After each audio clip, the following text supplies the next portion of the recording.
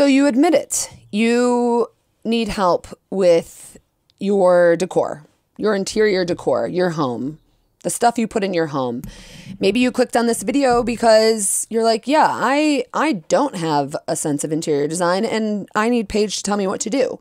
Or maybe you clicked on this video because you were like, whoa, that girl is stunning. As you can tell by the title of this video, I am giving you my 15-step guide. Well, it's more just a list of 15 items that I think are important for your home if you're trying to spruce it up or be more stylish or whatever it is. So I don't know. Yeah, like it's not like you need these items. You know, I'm not saying you need to buy this for your home. These aren't essentials, but they're essentials for your heart and your brain and the things you look at, and it makes you feel good. 15 must-have decor items for people with no sense of interior design. That's kind of lengthy. The first thing on my list is very important, I think, for me. And I have a lot of this, and that's warm wood.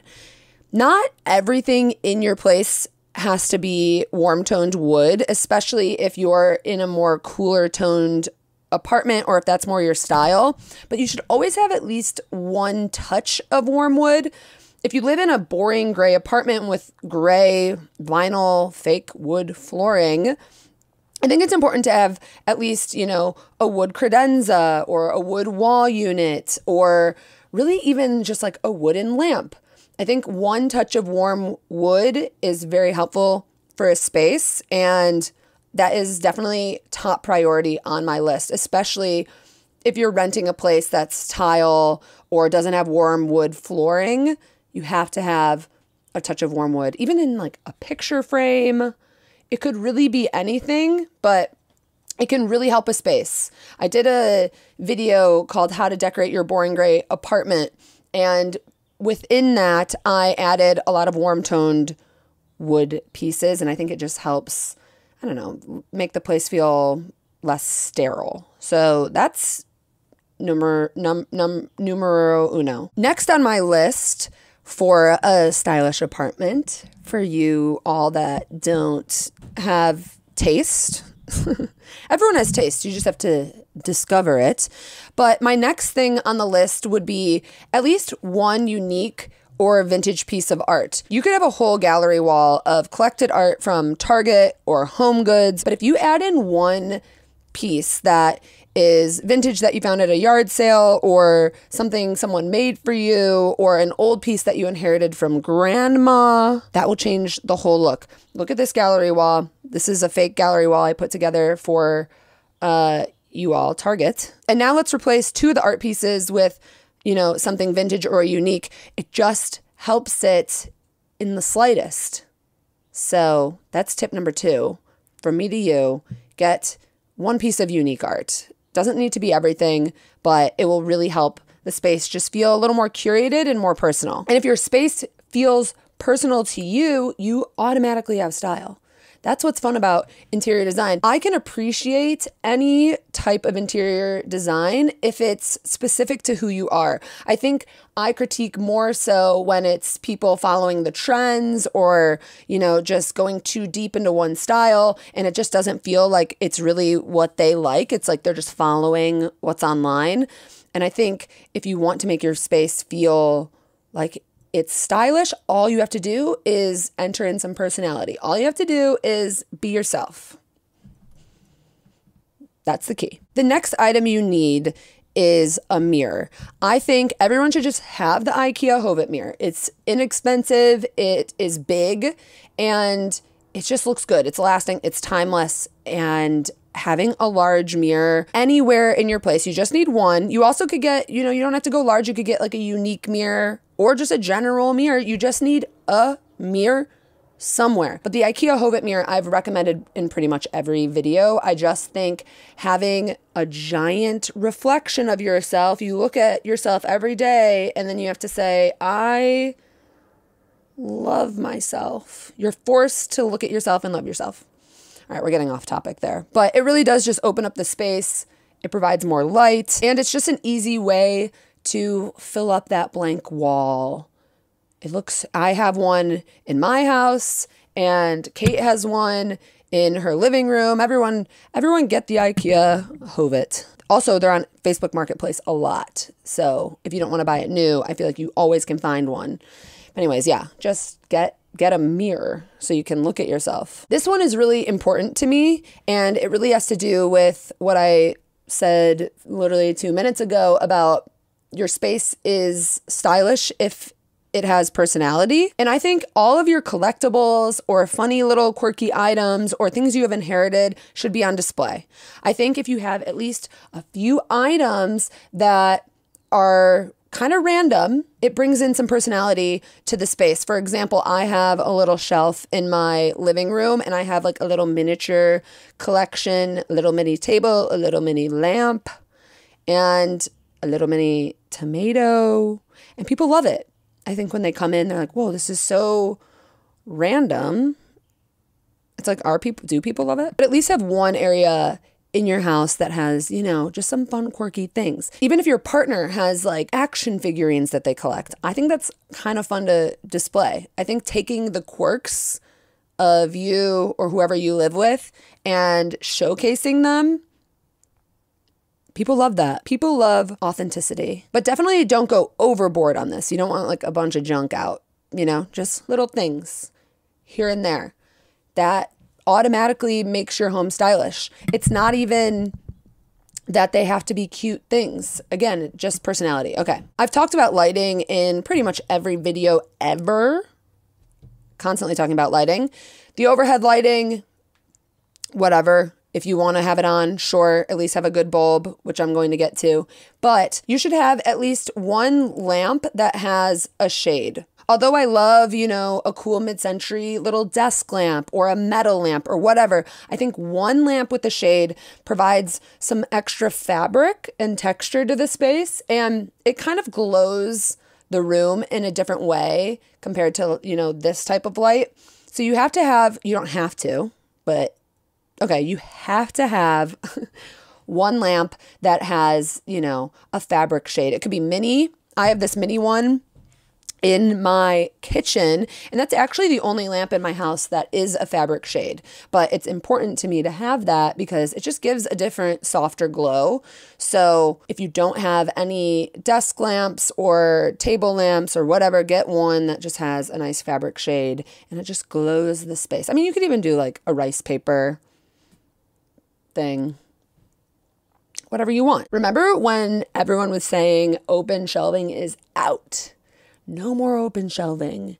Well, I've always been in disagreement with that. Yes, I don't think you need to go crazy with open shelving, but I think having a bookshelf or maybe a few display shelves or something, this kind of goes hand in hand with displaying your collectibles or personal things. You need an area, a little surface area to put, you know, random stuff. You don't need to go crazy, especially if you're a minimalist. Just have one sleek shelf with like a plant you love and a cool piece of art. You definitely don't need to go, you know, in this direction of like a full bookshelf. If that's your style, do that. But if not, there's other ways. I just think you should have at least one shelf, one bookshelf, one area where you can display stuff. I feel like it's kind of nice like in an entry or like on a hallway or just like a random wall that has nothing on it. You do need a shelf, an open shelf. So I am a girl for open shelving.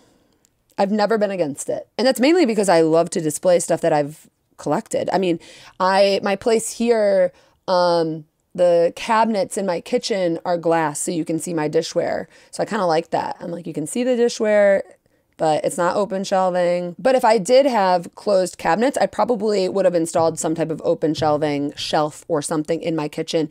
Actually, at our lake house that we redid, the kitchen was all closed cabinets and there were so many of them. And so when my dad and I did this like slight reno, which I've talked about before for this kitchen, I was like, we should knock down at least 3 cabinets and put some open shelving. And this was the before and this is the after. And I think just a little open shelving is good. This one is quick and to the point. I'm just going to do this because everyone's always asking, people DM, people want the links. These are the light bulbs that you should get. These. There is also this light bulb that you should get. This light bulb is specific if you want it to be very dim. And so if you want a bulb that's always dim, get this one. These guys are the other ones I would suggest that you can set up an app and you can like dim them.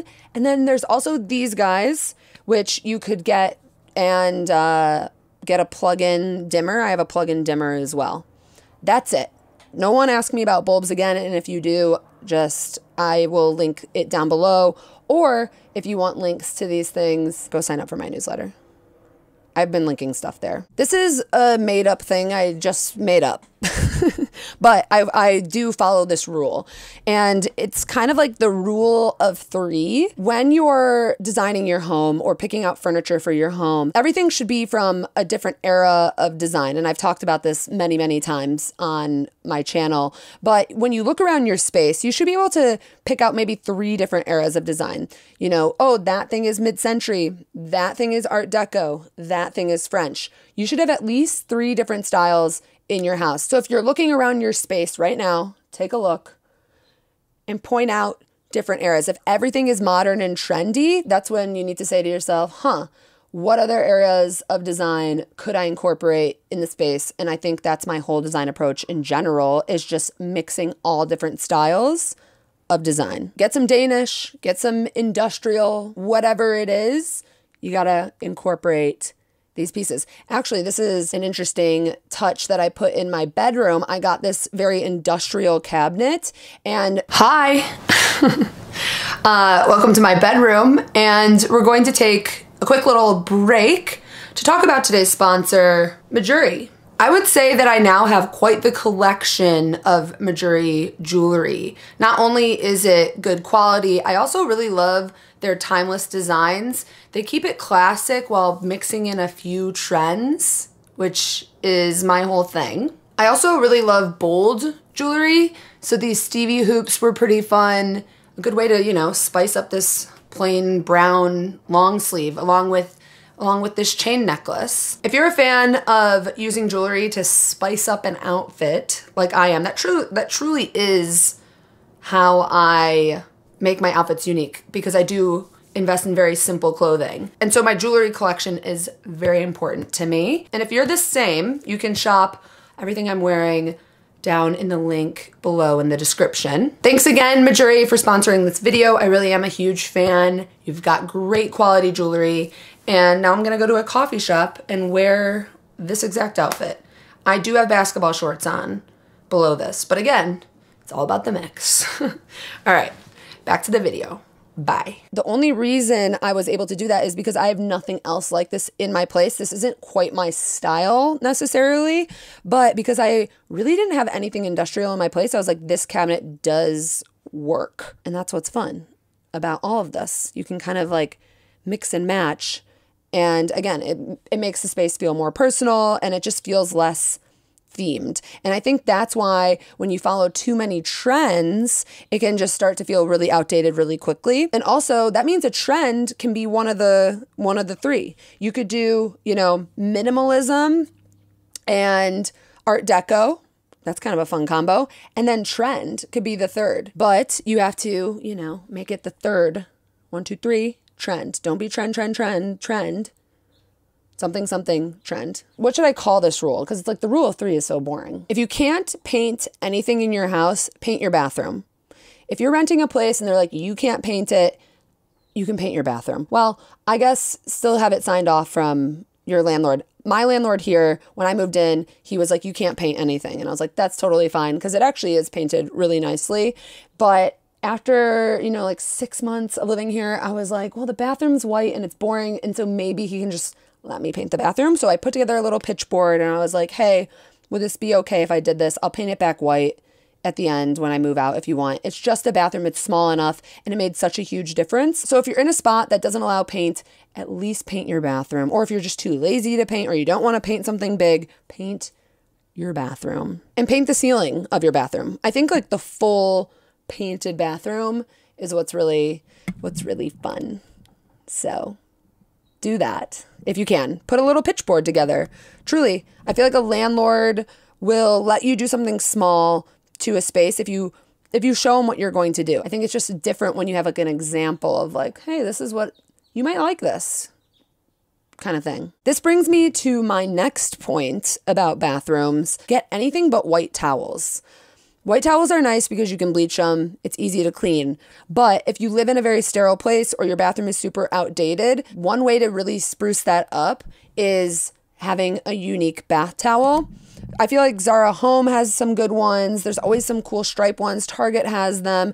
Get some patterned bath towels and it makes the space already look a little bit more unique. And I feel like white towels can just make it feel so like dreary if the space is already outdated, if that makes sense. This is just a very small little tip from me to you of how to make your space feel more stylish. That's the video. A bathroom is important. It's kind of one of the last things on your list when you're designing your home, but you're in your bathroom every day, I would assume, brushing your teeth and taking a whiz and other things. And then also when you have friends over, they most likely have to use your bathroom. So it's kind of actually a space that should be a little higher in priority. In your kitchen, you most likely have either a countertop, a counter, or a kitchen table.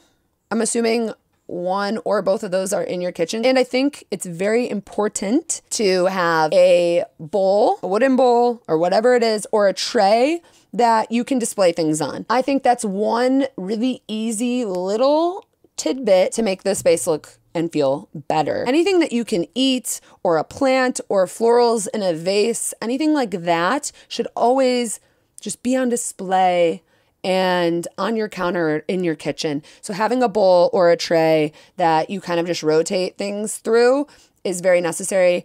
I don't think you should hide away that stuff. That's what brings life to the countertop.